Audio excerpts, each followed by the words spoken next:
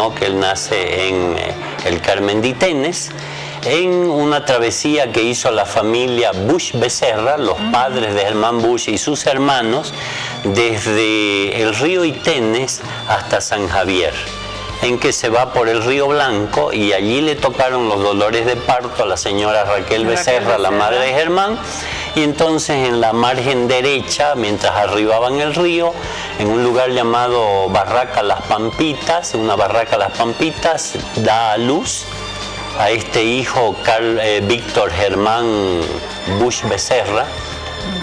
Esta es la versión beniana, que Robert Brockman toma como una versión más sólida que la cruceña. ¿Y por qué si hay una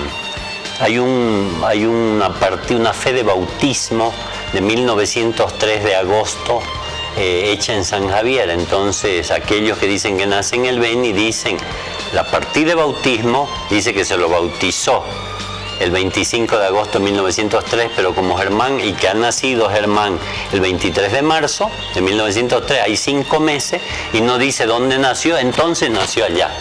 No, pues si se trata de 5 meses, podríamos irnos a que nazca a Chile, porque dan los 5 meses para nacer en Chile y venirse trajinando por la cordillera, ¿ya?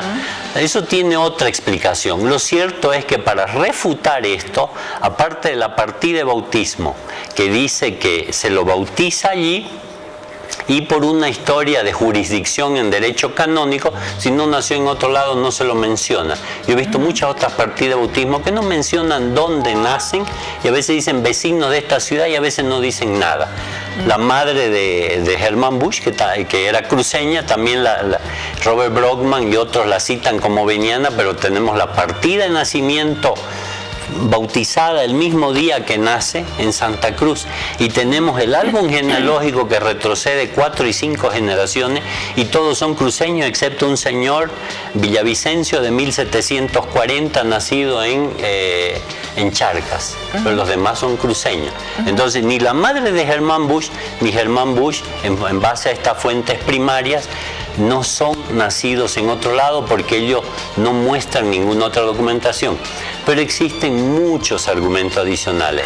Hay testimonios juramentados de esto, ¿no? Exacto. Que en algún momento fueron recogidos. Vos hablabas de Roger Becerra, pero también está Arnaldo Ligerón, tengo entendido que... Arnaldo Ligerón, entendemos que él hace firmar a 4 venianos.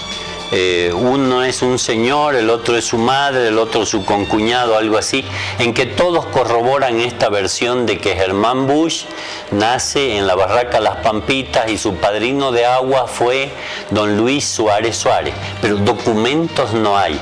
Ahora, yo te puedo decir, y ellos hacen con ayuda de la prefectura del Beni, en una notaría de la gobernación del Beni, hacen un documento el 25 de enero de 2011, estamos hablando 108 años después, declaran, sí, mi padre me dijo que mi abuelo Luis Suárez fue quien bautizó en el Carmen de Itenes a Germán. Esa es la versión que ellos tienen, pero lo han hecho hacer 108 años después.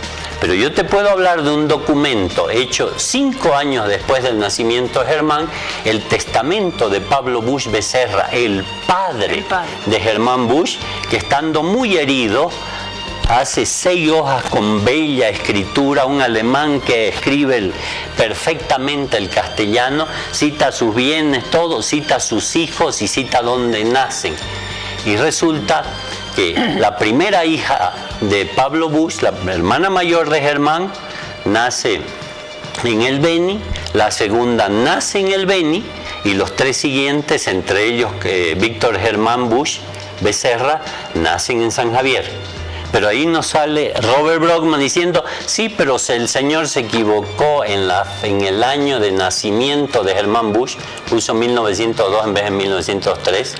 Claro, el tipo estaba en el monte, no estaba con los papeles a mano, cita 1000 cosas. Y si se equivocó, dice Robert Brockman, en el año de nacimiento, pudo equivocarse en el lugar de nacimiento. Eso es mala fe, porque uno se puede equivocar en una fecha, pero difícilmente un padre se equivoca donde nace el hijo. Entonces, pero nosotros sabemos de todos los hijos de Pablo Bush y Raquel Becerra, a ver, algunos los hijos, porque Germán fue el 5.º hijo, Los hijos mayores cuentan que nace en San Javier Germán. Todos los hijos, hasta los menores, han escuchado de sus padres que Germán nace en San Javier, pero aquí mandan las fuentes primarias. La partida de bautismo existe y le aseguro, y yo puedo probar que, por ejemplo, la madre no dice tampoco dónde nace. La bautizan allí donde nació y no dicen nació aquí. Igual fue Germán. Y segundo, el testamento que aclara dónde nacen los 5 hijos, los 6 primeros hijos de Pablo Busch en 1908. Esa información manda sobre cualquier declaración hecha 108 años después y de gente que no vio el nacimiento. No son fuentes primarias. Ahora, vos estás hablando, Rolando, por ejemplo, sobre quién es Germán Busch, sus padres, sus hermanos, sobre el nacimiento, pero Robert Brockman habla mucho sobre el temperamento de Germán Busch, sobre el carácter, sobre la forma de ser. Esto, como descendiente, como sobrino nieto de Germán Busch y como familia, ¿pretende desmitificar algo de lo que escribió Robert Brockman sobre el carácter de Germán Busch? Él intenta desmitificar, y para mí, Jimena, en el intento de desmitificar, vence Germán Busch. Germán Busch, en la medida que se lo estudia, es un personaje que se agranda, porque se le encuentran más positivos que negativos. Entonces lo analizamos más a Germán Busch y el personaje es más grandioso, hizo más cosas de las previstas. Para mí fracasa Robert Brockman en su intento de desmitificar a Germán Busch. Y la palabra desmitificar es una grandilocuencia, porque el libro no está a la altura de un trabajo de historiografía para hacer un libro que desmitifique algo, porque no quiere contactar Robert Brockman a las fuentes del Oriente. Un historiador no puede permitirse decir esta información de esos señores me interesa, esta no. Uno debe escuchar todo y sacar la mejor conclusión. Pero Rolando, hay acciones de Germán Busch que sí te demuestran que tenía un carácter especial. Por ejemplo, el incidente con Alcides Arguedas. Así es, muy mal hecho de Germán. Ahora, estamos hablando de una persona joven en un momento tremendamente difícil del país, un historiador horriblemente insidioso, molestoso, ¿ya? Duro, fregado, que por último le dice, el que anda con pícaros es que picardías trae. Decirle eso a Germán Busch, uno de los personajes más honestos de nuestra historia, nuestro mandatario, lo sacó de quicio. Fue arrogante de principio a fin frente a un presidente de la República, Alcides Arguedas. Le da un manazo o un puñete, no lo sé, hay las dos versiones. Y Germán inmediatamente se arrepiente, porque Alcides Arguedas le dice, usted se va a arrepentir de esto. Y Germán le dice, es que ya me arrepiento. Se salió de sus casillas, pero Germán tuvo muchas actuaciones en que demostró humildad permanentemente. Por eso es que dicen que él mandaba como un general cuando era un soldado y obedecía como un soldado cuando era un capitán, por ejemplo. El tipo sabía ubicarse, tenía muy claras las cosas. Y Germán Busch tiene una actitud espectacular a lo largo de sus años. Excelente soldado, excelente combatiente en la guerra, héroe para los paraguayos y para los bolivianos. Los paraguayos lo apreciaban. Y aquí se le dio duro, más bien no se lo apreció tanto, ¿no? Y Robert Brockman sigue una tradición de gente que anda buscándole el pero. Le pueden buscar el pero no le ha dado para deshacer a Germán Busch. Como yo le digo, uno más investiga la figura de Germán y la figura de Germán crece, porque finalmente los personajes, nosotros, somos unas sumas y restas de virtudes y de defectos. Y de eso sacamos la conclusión. Y en Germán los defectos fueron pequeños y su grandeza fue inmensa. Y por eso algunos necesitan desmitificarlo, porque no pueden creer. Somos a veces demasiado poca cosa para creer que un tipo pueda ser un gigante.